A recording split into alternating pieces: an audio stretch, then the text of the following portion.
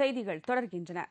அமெரிக்காவில் கிறிஸ்துமஸ் தாத்தா வேடமிட்ட ஒருவர் 6 பேரை சுட்டுக் கொண்டுவிட்டு அவரும் தற்கொலை செய்து கொண்ட சம்பவம் பெரும் சோகத்தை ஏற்படுத்தியுள்ளது.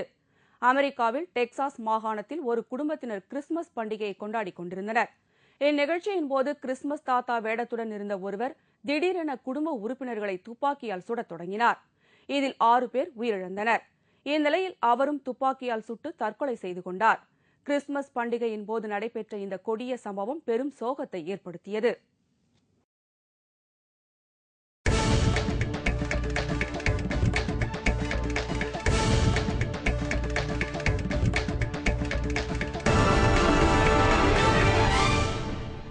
மெல்பர்ன் டெஸ்டிலும் சச்சின் டெண்டுல்கர் 100வது சதம் அடிக்கும் வாய்ப்பை நழுவவிட்டு ரசிகர்களை ஏமாற்றத்தில் ஆழ்த்தினார்.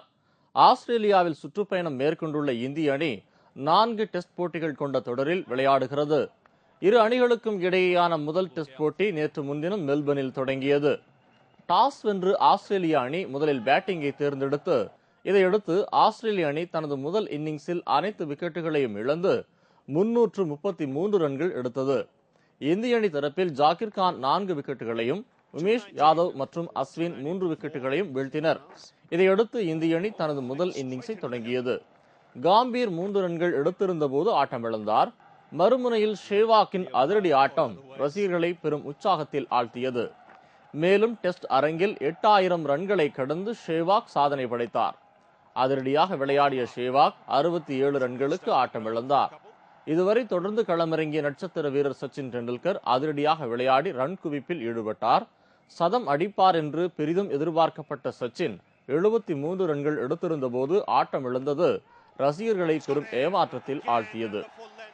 நேற்றைய ஆட்ட நேர முடிவில் இந்திய அணி 3 விக்கெட் இழப்பிற்கு 214 ரன்கள் எடுத்திருந்தது. இன்று மீண்டும் ஆட்டம் தொடங்கியது.